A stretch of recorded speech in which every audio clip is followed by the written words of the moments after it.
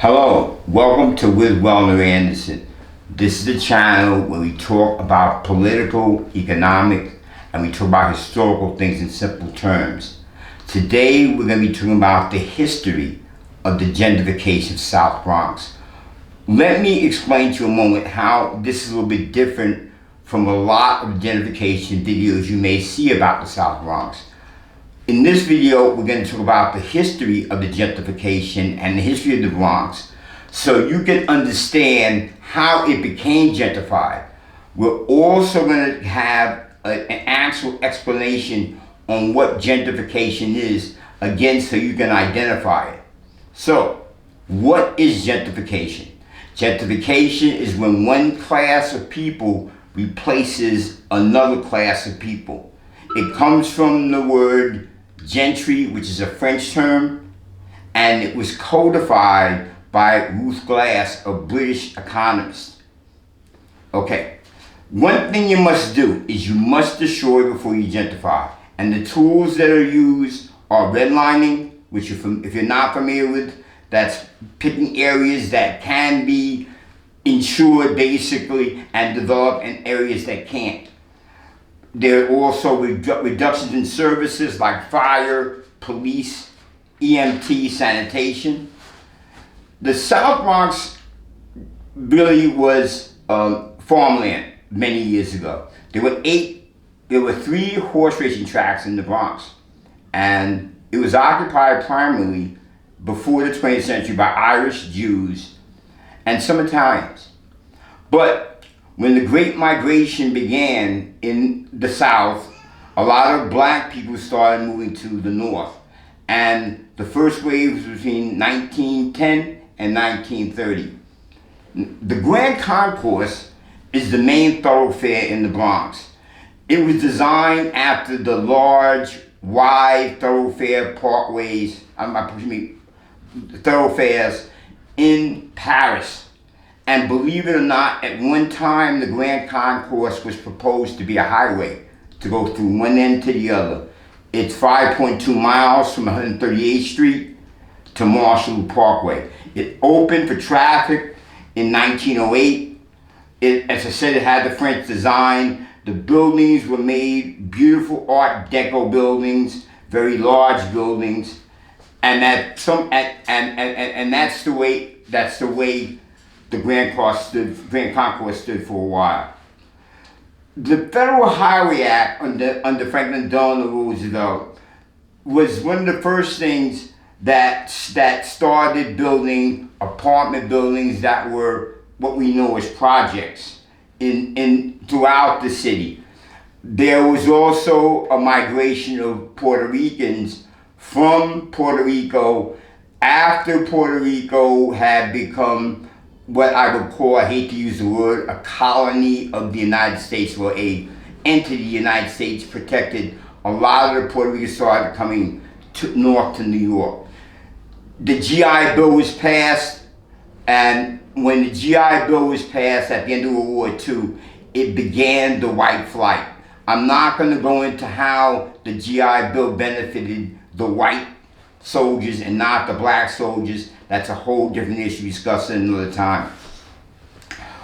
In the South Bronx, there's a gentleman that can't go without being named Robert Moses. He was the master builder. He built most of the southern part of New York, the highways, the parks, things of that nature. The Cross Bronx Expressway was a major thoroughfare proposed that would connect New Jersey via across the Bronx and across Manhattan to the major highways going in the northeast. The Cross Bronx Expressway that was proposed is 22 ramps, 118 viaducts, and was $18 million per mile back in 1950. So why is this important?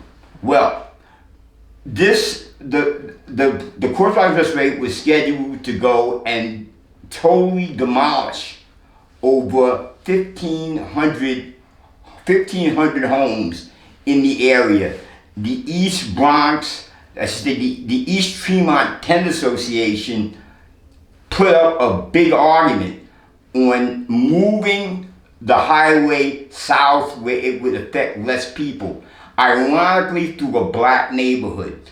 Now I have to go back to Robert Moses. Robert Moses was known not to be a favor of black and Hispanic people.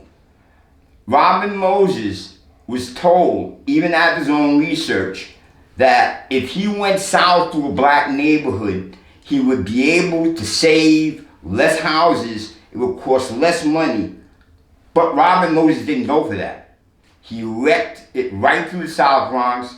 He destroyed the Jewish and Italian neighborhoods, and that was one of the biggest impacts in destroying the Bronx.